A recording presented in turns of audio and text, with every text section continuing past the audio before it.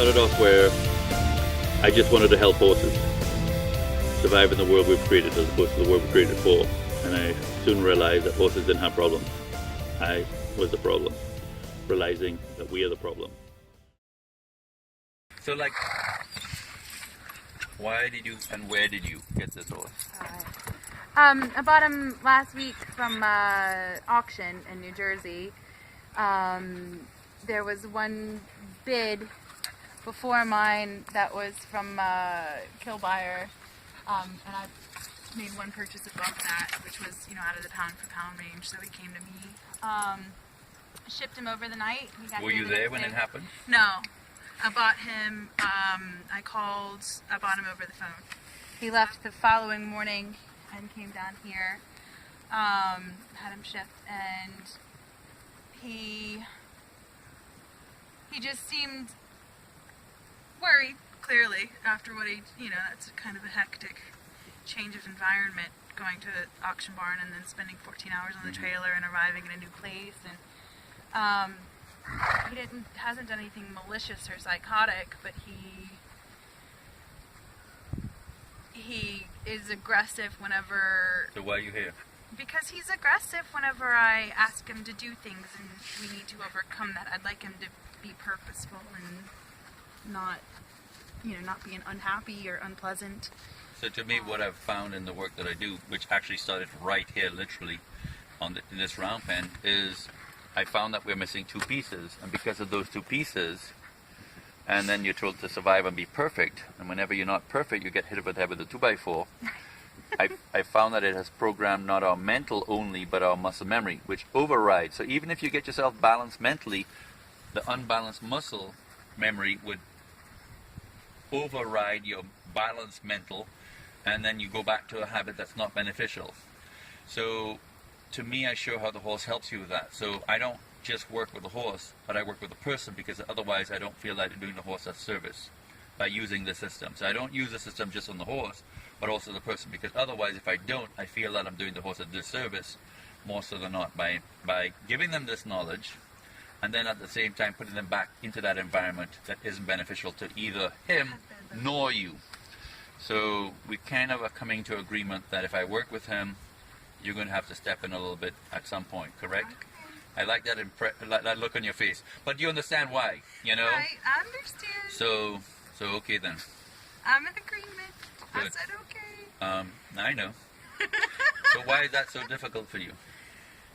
Because I do feel a little bit guilty, because I don't plan on keeping him forever. So, I mean, am I doing him an injustice because I'm helping him through this, and then I'm going to pass him on to someone who hasn't? But here's my question. Is it possible that there is a side of you that can be improved through this work with his help? Sure. So therefore, would you say that, although you might not keep him, right, because of him, is he helping you to become a better person? And therefore, your son, right, who's what, 4 years old, 5 years old? 4.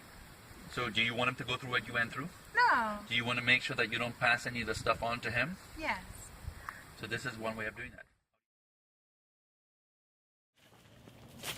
So when Allison came and we're about to start, I basically said to her that I wasn't going to be working with your horse unless I work with you, because I won't help this horse using the Nature's View system unless the person is willing to do so, because I feel that that's doing a disservice to the horse. Understanding that when we work with the horse, we have nothing attached to the horse, which means to say that our crutch is gone, but so is the horse's. And to me, therefore, we're no longer to use what I call the slavery method of training.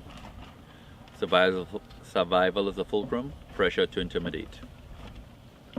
So off we go, and as the horse is going around, my body and my reins, the pressure I put on my legs, the horse tells me where to move to accomplish my picture, which is where I'm practicing to be in control, to give up control, and so doing, teaching the horse how to be in control, to give up control, which is where I find a lot of people have a problem with. We don't know how to be in control, to give up control, not because of our mental. It starts off with domestication. that created a problem within us mentally. But what was the biggest problem that I found is not the mental imbalance, but actually our muscle memory imbalance, which actually overrides. So even if mentally you understand, your muscle memory, because of the pressure that was done to us, whether it's nature or nurture, has affected our muscle memory to such an extent that it actually overrides our mindset. So when we actually would like to do a particular picture, our muscle memory actually overrides our mental, and therefore causing us to fail or not do the picture, make a mistake, call it whatever you want. It's actually set up to have us fail. So the horse goes in and he's going around, and about halfway around he stops and he looks at us. At that point, I then do what the horse tells me to do, which is up the pressure in increments, thereby being in control, to give up control, using pressure to communicate instead of intimidate. Which at that point, what I'm doing is pushing what I call his negative pole up, until finally his negative pole is greater than the pressure created that caused him to stop. And it wasn't the stop that was the problem, but actually the mindset. So the stop was just a byproduct of the mindset, which I call tyrant mindset. A capital T at the beginning, capital T at the end, not the word in the dictionary. That's simply the definition of that is you're not doing the picture. You're either underreacting or overreacting. The opposite to that, which is the mindset that this work shows you how to accomplish, is what I call the alpha mindset. Capital A at the beginning, capital A at the end. The definition of that is where you're able to be in control, to give up control, to do the picture, i.e. be the conduit. So at that moment, the horse was letting me know that I needed to up the pressure, because the past obviously was interfering with the moment, and therefore the past was greater than the moment. Why? Because he stopped, and I hadn't asked him to stop yet.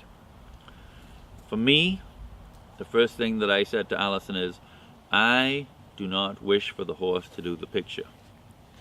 Which is a very big contradiction, because when one brings their horse to a trainer, 99.9% of the time, the goal is to do the picture. But that's the beauty of this work. We aren't working on building a structure. We are using the structure to build a foundation, a natural foundation.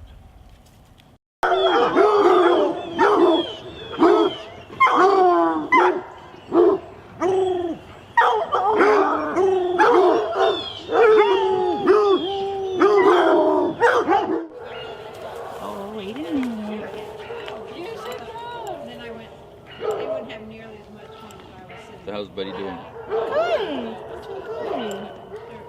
Was he good to tack up and not bothered by the hounds and stuff like that? Well, I tack him up and then at the farm and ship and tack him up. Oh, you? Yeah, because he is a little antsy. Like, I mean, it is. He wants to go in circles and I'm trying to get on. But I mean, he lets me. He just. Cubbing, I guess it was last week for the first time. And he was great like this, standing around with other horses. He likes that. He's a little herd bound, so he likes the company and comfort of other horses. And he was really good, and a hound ran up between his legs and scared the Jesus out of him. I fell off.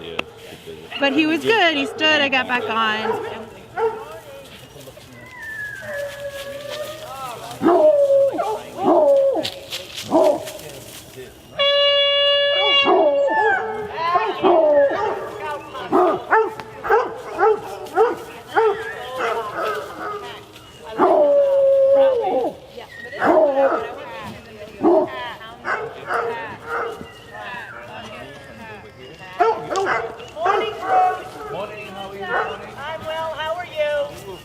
Great weather, isn't it?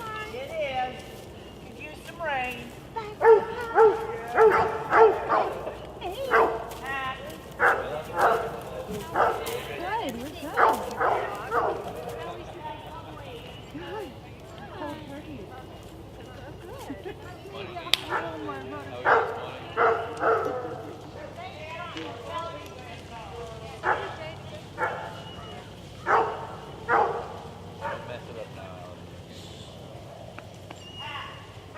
Hi, buddy.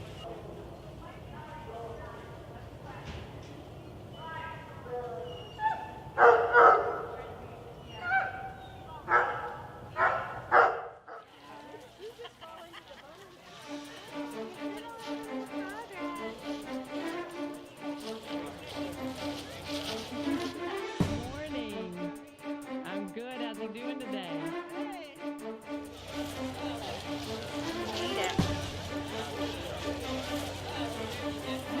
A little antsy.